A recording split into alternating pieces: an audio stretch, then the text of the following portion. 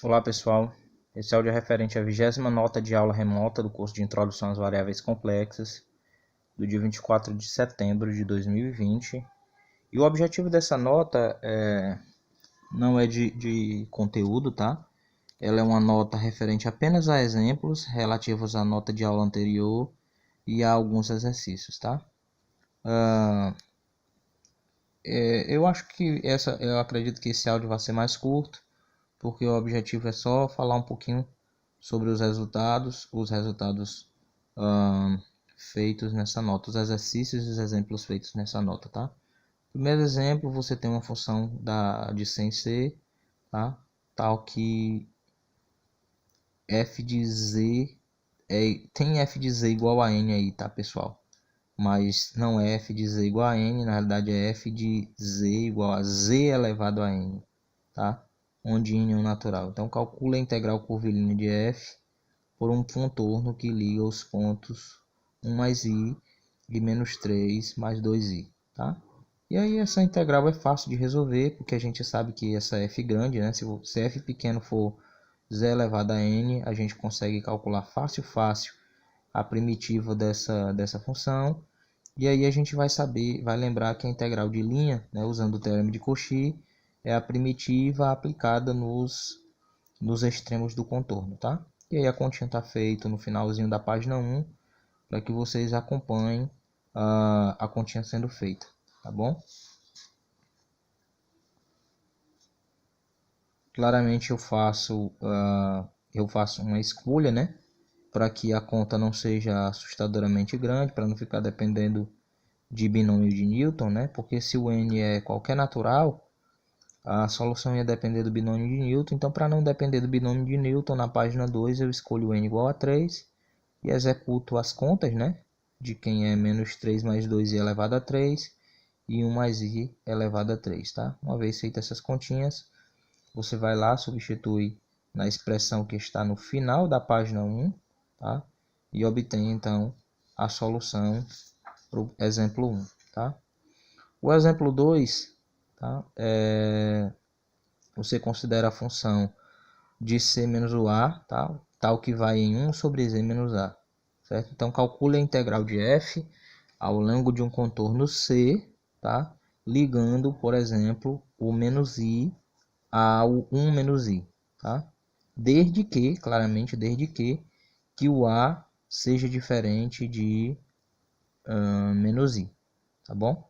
Então, o que a gente pede é que o a seja diferente de menos i, para fazer essa continha, tá bom? Na realidade, a gente tem que pedir que o a seja diferente das duas coisas, né? A gente tem que pedir que o a seja diferente do menos i e o a seja diferente do 1 menos i, tá? Porque senão f não vai estar definida, f não estaria bem definida em um desses dois pontos, né?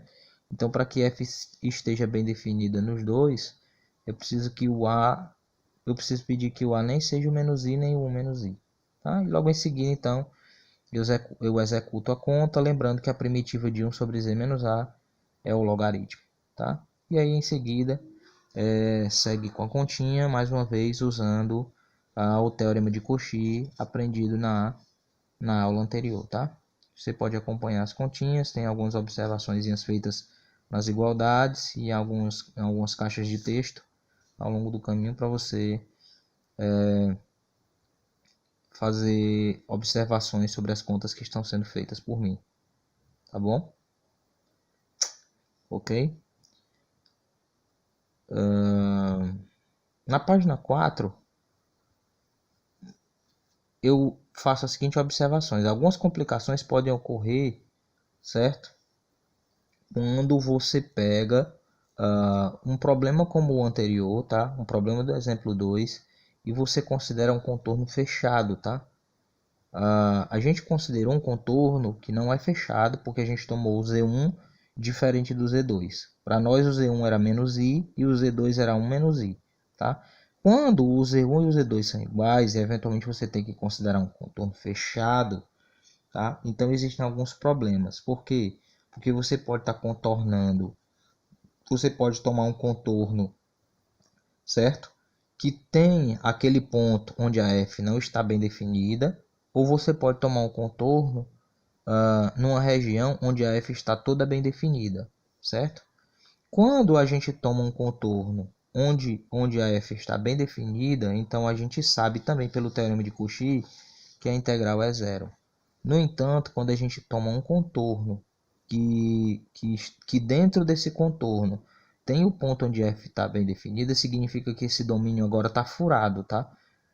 Entendeu? Então, como o domínio é furado, a gente tem complicações, tá? Para resolver. Então, essas complicações são apresentadas para vocês no que acontece na página 5. Leiam tudo que está sendo dito lá, tá? Porque eu apresento com um desenho e com argumentos, tá? O que acontece na complicação. O que essencialmente vai acontecer na complicação, claro, a gente não tem muita matemática sofisticada para ficar atacando esse problema. A gente precisaria, na realidade, de análise complexa, tá? De resultados mais fortes da análise, trabalhando aqui ao nosso favor. Então, eu não consigo ser tão rigoroso quanto eu posso ser nos outros resultados. Então, eu preciso fazer uma série de considerações que a análise complexa garantem para mim, que são verdade, mas que esse curso mais básico de variáveis complexas não garante, tá? Mas eu chego à conclusão de que a integral, certo, sobre um contorno que tem o buraco no domínio, que no caso está fixado no nosso ponto A, né? Daí sobre 2π, tá? Vejam aí as continhas, vejam aí a minha argumentação, está sendo feito na página 6. Página 7, eu considero o exemplo 3, que pede para a gente calcular o seguinte. Pede para a gente calcular a integral de f de z dz, tá? De um contorno CI, certo? Onde o CI é dois possíveis contornos. A f de z é o log e o CI é dois possíveis contornos. Ou é um contorno C1 ou é um contorno C2, tá? E aí, mais uma vez, o que a gente faz, a gente vai proceder, né? Descobrindo, usando o teorema de Cauchy, é claro que a gente não é bobo, né? Então, o que a gente vai fazer é, mais uma vez, descobrir quem é a primitiva de f, que é o log, né? Então, a gente sabe que a primitiva do log é z log de z menos z, tá? E aí você usa direto o teorema de Cauchy nos extremos, tá? Note que, como essa função ela é analítica, tá? O log de z, né? Ela é analítica quando você fixa um ramo do logaritmo. Então, é óbvio que, de novo, indo pelo contorno C1 ou indo pelo contorno C2, a integral tem que dar a mesma coisa, não importa qual foi o caminho que você considerou. Portanto, né, eu não preciso calcular os dois caminhos, né, basta que eu calcule apenas o resultado em um dos caminhos. Isso está sendo feito, né, de uma forma bem detalhada na página 8, tá? Na página 8 eu faço toda essa conta. Tá bom? Claramente, pessoal, vale lembrar, né, uma conclusão que eu coloco no final da página 8 é que o valor da integral acima, que eu estou calculando acima, ela depende agora apenas da escolha do ramo do logaritmo, certo? Por quê? Porque eu preciso fixar o argumento de menos i, tá? Tipo, se dissermos que o logaritmo de 1 é zero, tá? Então isso implica que o argumento de menos i é igual a menos π sobre 2. Se dissermos que o logaritmo de 1 é 2πi, tá? Então o argumento de menos i é igual a 3π sobre 2 e daí por diante. Então vai depender de em que ramo do logaritmo você está. Tudo bem? Então é óbvio que a solução vai depender do ramo do logaritmo. Tá bom? Exemplo 4, calcular a integral sobre C2 de raiz de z dz, onde C2 é o contorno do exemplo 3. Tá? Tudo bem? Então eu acho que tá mais ou menos ok. Eu acho que eu não preciso mais ficar sendo repetitivo, né? De novo aqui o objetivo é escolher dentro do meu domínio ômega, tá? Eu escolho uma região simplesmente conexa, onde eu possa colocar o meu caminho dentro desse domínio. E depois eu calcular quem é a primitiva da função raiz de z. Tá? E uma vez calculada a primitiva de raiz de z, a integral segue mais ou menos como o que acontece no cálculo 1, tá? Que não oferece muita resistência para vocês. A questão se torna interessante quando a gente chega ali na página 10, né, que você já descobriu quem é a primitiva, e agora você chega à conclusão de que a integral da raiz de z dz sobre c2 ela é 2/3 de menos raiz de menos 1 mais i raiz de menos i. Então aqui a gente tem alguns problemas, né? Porque raiz de menos 1 e raiz de menos i são não naturais de se guardar essa informação desse jeito.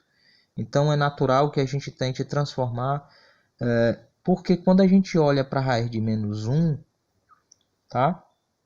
A gente sabe que isso pode ser identificado como i, mas isso também pode ser identificado como menos i, tá? Porque a única informação que a gente sabe é que i ao quadrado é menos 1.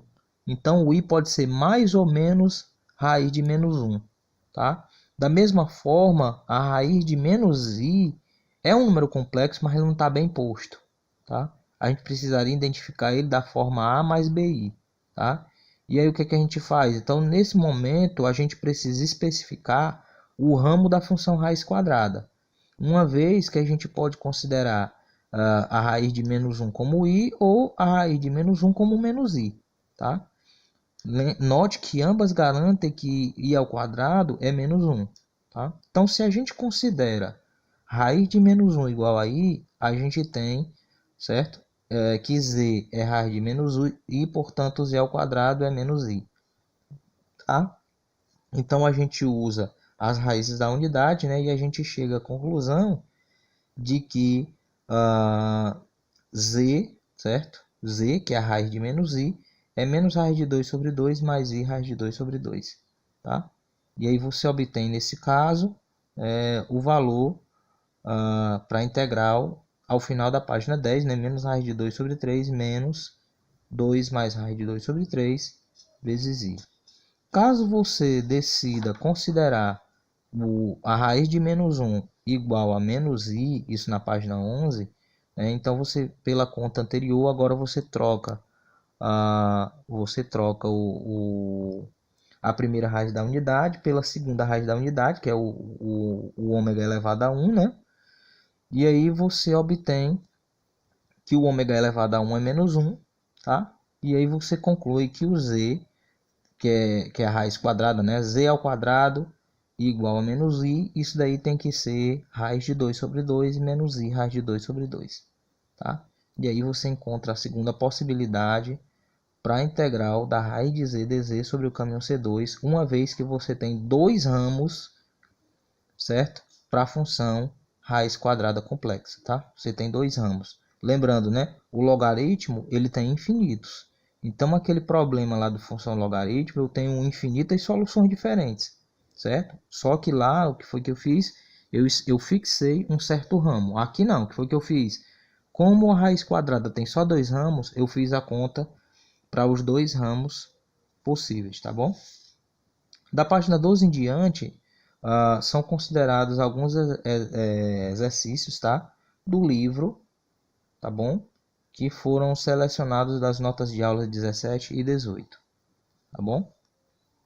O primeiro exercício é para você calcular essa integral do módulo de z dz, tá bom? Então, essencialmente, é só integrar, é só usar o conceito de integral de linha com o conceito de parametrização. A continha está sendo feita aí para vocês, tá, pessoal? Vocês podem acompanhar a continha sendo feita aí para vocês. Eu acho que não faz sentido eu ficar narrando essa conta, ela é uma conta bem simples.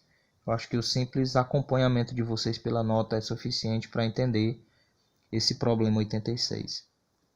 O exercício 3 agora toma a função z ao quadrado, tá? Também não oferece resistência, tá?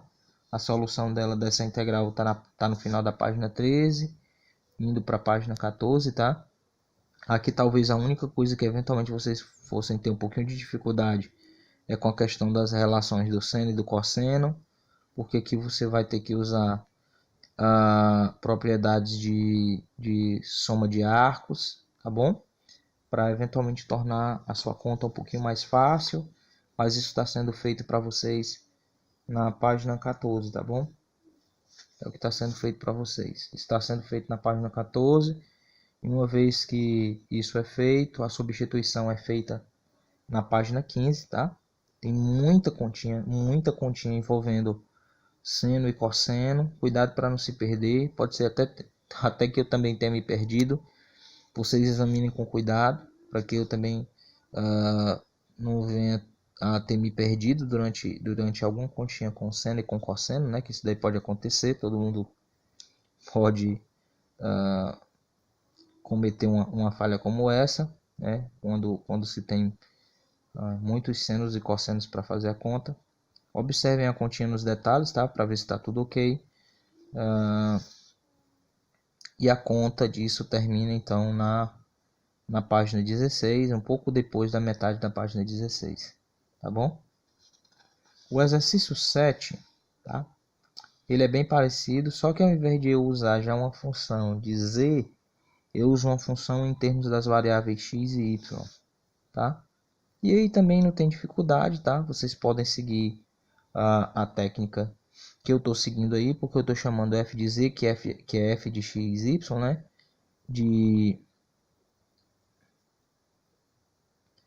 Tem umas coisinhas estranhas aqui que eu estou fazendo, tá?